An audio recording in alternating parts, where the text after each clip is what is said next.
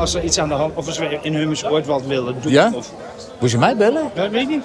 Dat Nee. zeggen ze hier, maar dat is niet zo. Nee, ja, kijk, Nee, hoor, ik ga jou niet bellen. ben de Daar baas heb je het inderdaad, ook maar voor. voor de rest, nee, gaat toch weg. Gaat toch weg.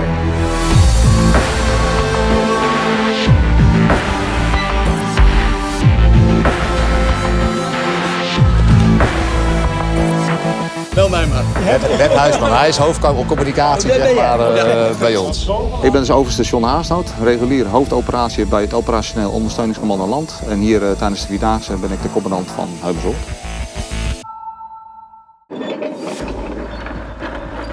We legeren hier 6000 militairen die verzorgd moeten worden. Dus die slapen, eten, maar ook dus medische verzorging krijgen. En daarnaast hebben we natuurlijk ook een politiepost, een brandweer en dergelijke. Contacten met de omgeving. En ik ben dan eigenlijk commandant van deze hele kamp, inclusief de contacten naar buiten toe. Toen ik hoorde dat hij de hoofdoperatie van de OCL werd, dus ook commandant CVM werd, was het voor mij duidelijk, dit ga ik doen. Ik ken hem. En John is een geweldig vent, geweldig mens. Ook een hele goede commandant. En wat bedoel ik ermee? Commandant die gewoon zijn mensen in een waar laat, gewoon iedereen zijn werk laat doen. En gewoon in een helikopterview gaat zitten en daar waar nodig bijsturen.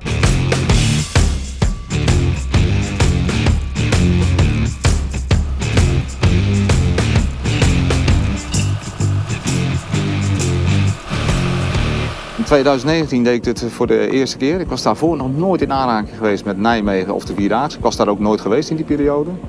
En wat je dan ziet, een geweldig evenement. En als je hier kijkt op Kammersheum, hoort de verbroedering, de samenhorigheid van al die militairen bij elkaar, bij al die verschillende landen. Het is fantastisch om te zien.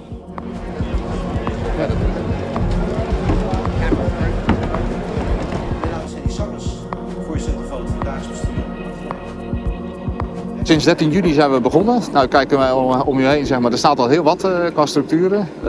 Maar goed, het grove werk, dat ziet er altijd heel snel uit. Maar daarna komt er wat fijnere werk, de inrichting, de bedden, de kasten, de stoelen, de tafels en dergelijke. Ik ga zo meteen naar Groesbeek, een kranslijking doen bij de Canadese begraafplaats. En daarna door naar IJsselstein voor daar de Duitse redding. Zelf heb ik nog nooit de Vierdaagse gelopen. Ik betwijfel of ik het ooit zal gaan doen. Fysieke conditie, maar met name de trainingskilometers zijn eenzaam, zeg maar. Maar als je dan die verhalen hoort van de lopers als ze meer gelopen hebben, dan gaat het toch wel kriebelen. Dus ik twijfel nog. En wat ik bij John ook mooi vind, en dat is echt, naast een goede commandant is, hij vindt het ook geweldig. Maar hij heeft dus helemaal niets vooraf met de Vierdaagse gehad. Hij heeft nooit gelopen, hij is hier nooit geweest. Maar als je over sprankelingen in de ogen hebt, nou, dan moet je inderdaad John Haasnoot in zijn ogen kijken als je over de Vierdaagse begint. Ja, geweldig. En een veel beter commandant als hem, hier op kamp Hummershoort kun je bijna niet wensen. Nee. Nou, je merkt nu al, hè, je staat er in de zon. Het begint echt wel warm geworden vandaag met die 33 graden.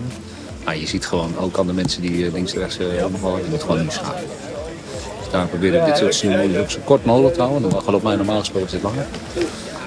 Ik denk dat het ook een goed besluit is geweest dat de eerste dag, marsdag, geschrapt is. Ja, beter zou dat niet kunnen zijn. Je wilt niet die risico's lopen voor de gezondheid van mensen.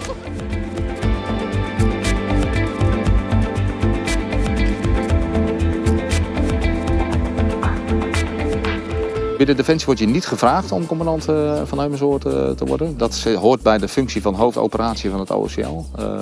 Toen ik dat 2018 inderdaad te horen kreeg, wist ik helemaal niet van het bestaan van deze functie ook. Dus ook was dat een grote verrassing. Maar wel een verrassing waar ik heel veel zin in had. Want ik was wel heel erg benieuwd hoe dat zou zijn. Er is geen Canadees detachement dit jaar en aankomend jaar. We hebben wel Canadese individuele lopers. Een aantal van die individuele lopers Syrië. Dus ja, dit is natuurlijk hun begraafplaats. En wat je ook achter ziet, zeg maar, zijn eigenlijk de oude onderofficier en de nieuwe onderofficier. En die zijn nu aan het doorspreken van, joh, als jij dit straks moet doen, dan ziet het er zo uit. Dus eigenlijk ook gelijk een soort verkenning. En straks als alles weer afgelopen is, de lopers weer naar huis gaan, we kamp weer beginnen met afbreken en de laatste vlaggen weer gestreken zijn. Terugkijken op weer een hele mooie periode waarbij we de lopers hebben kunnen faciliteren. Vermoeid, want het zijn lange dagen die we hier draaien. Dan wordt het echt wel weer tijd voor een paar weken vakantie.